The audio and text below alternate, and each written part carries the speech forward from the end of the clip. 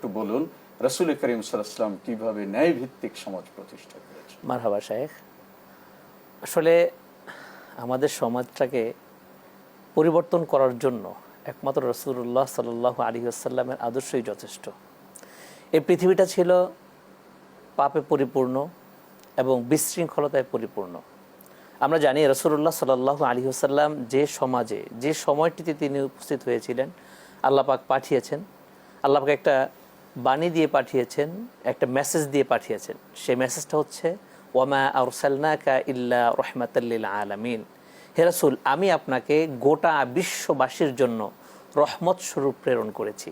সুবহানাল্লাহ বিহামদি। সুতরাং সেই ঘুণে ধরা সমাজ, সেই ভঙ্গুরের সমাজে রাসূলুল্লাহ সাল্লাল্লাহু আলাইহি ওয়াসাল্লাম এসেই তিনি মানুষকে কিভাবে ভালো করা যায়, মানুষকে কিভাবে অন্ধকার থেকে আলোর পথে আনা যায় সে ব্যাপারে প্রচেষ্টা চালিয়েছেন।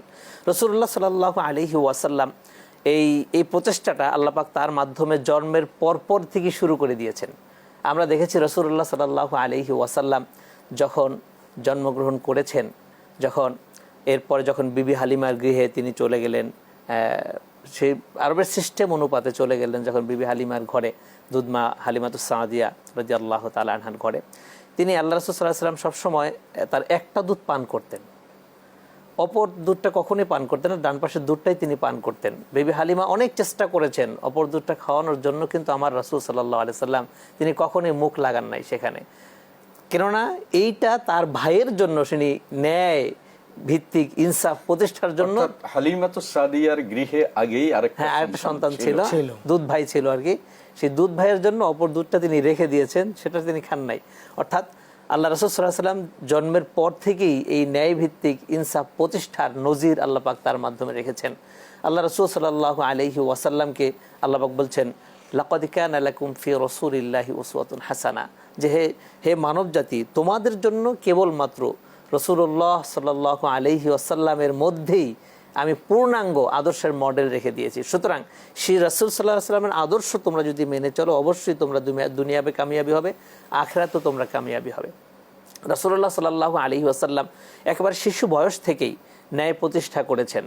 ছোট ছোট বালকরা যখন খেলাধুলা করতে গিয়ে অনেক সময় অনেক কথাবার্তা বলতো, রাসূলুল্লাহ সাল্লাল্লাহু আলাইহি ওয়াসাল্লাম তাদের সেই ফাহেসা কথাগুলোকে তিনি এড়িয়ে যেতেন এবং তাদেরকে বোঝাতেন, দেখো আমার ভাইয়েরা, এই ফাহেসা কথাগুলো বলো না, তোমরা ঝগড়া মারামারি করো না, আমাদের এক রব আছে, সে রবকে তোমরা বিশ্বাস করো। অনেক ছোট ছোট ছেলেরা রাসূলুল্লাহ সাল্লাল্লাহু আলাইহি ওয়াসাল্লামের আদর্শে অনুপ্রাণিত হয়ে তখন থেকে রাসূল সাল্লাল্লাহু আলাইহি ওয়াসাল্লামের অনুকরণ শুরু করে দিয়েছিল। তিনি খুব কৈশোর বয়সেই বলা যায় একটা উত্তম ইনসাফ প্রতিষ্ঠা করেছেন বাইতুল্লাহ শরীফে, যেটা আমরা জানি হাজারে আসওয়াদ। জি জি জি, সেই ঘটনাটাও তো ইনসাফ প্রতিষ্ঠার একটা দিক। জি মারহাবা, আপনি চমৎকার বলেছেন। এই বাইতুল্লাহ হাজরে আসওয়াদটা স্থাপন করা হবে, অনেকগুলো গোত্র আছে, কোন গোত্র স্থাপন করবে, আর গোত্র প্রধান স্থাপন করলে অন্য গোত্ররা অখুশি হবে। সবাই মিলে সিদ্ধান্ত নিল যে আমাদের মাঝে একজন লোক আছে যাকে আমরা আল আমিন বলে জানি, তিনি মুহাম্মদুর রাসূলুল্লাহ সাল্লাল্লাহু আলাইহি ওয়াসাল্লাম।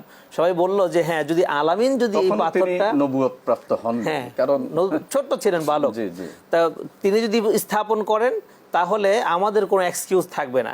কিন্তু রাসূলুল্লাহ সাল্লাল্লাহু আলাইহি ওয়াসাল্লাম সে প্রস্তাবেও রাজি না হয়ে তিনি নিজে হাজরে আসওয়াদ না স্থাপন করে 4 গোত্র থেকে 4 জনকে নিয়ে আসলেন, যে তোমরা 4 জন প্রধান আসো, একটা রুমালের ভিতরে এই পাথরটা রাখো, আর 4 কোণায় 4 জন ধরো। রাসূলুল্লাহ 4 গোত্রের 4 প্রধান এসে ওই রুমালে 4 কোণায় ধরেছে। রাসূলুল্লাহ সাল্লাল্লাহু আলাইহি ওয়াসাল্লাম তাদের সহযোগিতায় নিয়ে ওই হাজরে আসওয়াদ স্থাপন করেছে।